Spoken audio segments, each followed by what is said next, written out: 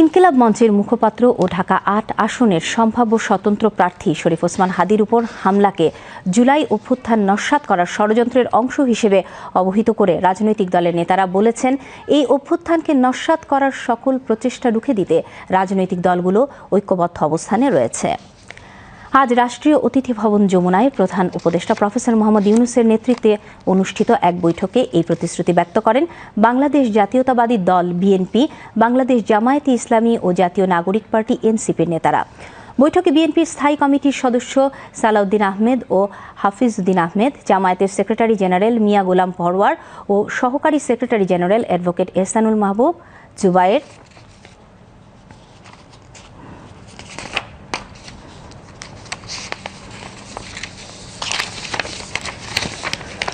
NCP আহ্বায়ক নাহিদ ইসলাম ও দক্ষিণাঞ্চলের মুখ্য সংগঠক হাসনাত আবদুল্লাহ, ইনকিলাব মঞ্চের সদস্য সচিব আবদুল্লাহ আল জাবের এবং আইন উপদেষ্টা আসিফ নজরুল অংশগ্রহণ করেন। বৈঠকে প্রধান উপদেষ্টা বলেন, ওসমান হাদীর উপর হামলা পূর্ব পরিকল্পিত ও গভীর ষড়যন্ত্রের অংশ। এর পেছনে বিরাট শক্তি কাজ করছে। তিনি বলেন, ষড়যন্ত্রকারীদের উদ্দেশ্য হচ্ছে নির্বাচনটি না হতে দেওয়া।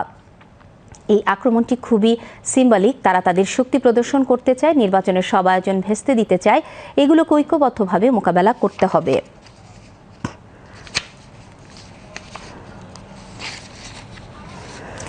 তিনি বলেন, এখন পর্যন্ত যে তথ্য পাওয়া গেছে তাতে মনে হচ্ছে ষড়যন্ত্রকারীরা তাদের নেটওয়ার্ক বিস্তৃত করেছে।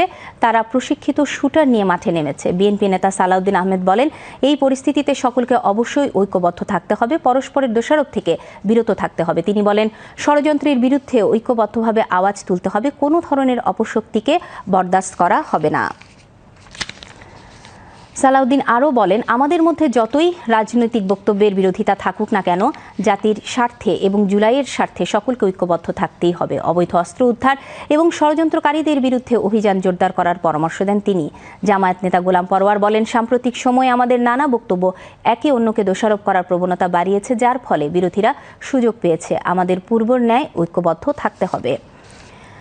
তিনি বলেন, ক্ষুদ্র দলীয় স্বার্থে একে অন্যকে প্রতিপক্ষ বানিয়ে ফেলেছি। জাতিকে বিভক্ত করে এমন কথা আমরা কেন বলবো? সব দলকে তাদের কমিটমেন্ট ঠিক করতে হবে।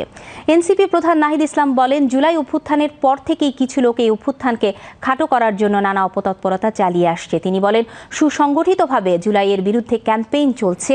মিডিয়া ও প্রশাসনের নানা স্তরে এই কাজ হচ্ছে। নির্বাচনের পর যারা ক্ষমতায় আসবে তারাও এর ভুক্তভোগী হবেন।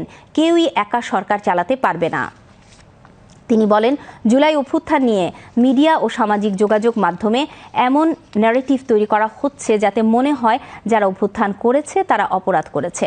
আওয়ামী লীগ ও জাতীয় পার্টিকে নর্মালাইজ করতে নানা চেষ্টা চলছে। টিভি টকশোতে তারা নিয়মিত অংশ নিচ্ছেন, প্রশাসনের বিভিন্ন জায়গায় বৈঠক করছেন, বিশ্ববিদ্যালয়গুলোতে মিলিত হচ্ছেন এবং আদালত প্রাঙ্গণে স্লোগান দিচ্ছেন। তিনি বলেন, ষড়যন্ত্রকারীরা আমাদের অনৈক্যকে পরাজয় হিসেবে দেখছে। তারা ভাবতে বসে যা ইচ্ছা তাই করছে, আর আমরা কিছুই করতে পারছি না।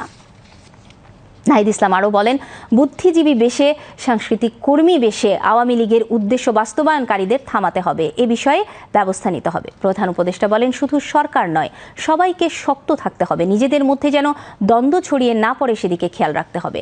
রাজনৈতিক বক্তব্য থাকবে, কিন্তু কাউকে শত্রু ভাবা বা আক্রমণ করার সংস্কৃতি থেকে সরে আসতে হবে।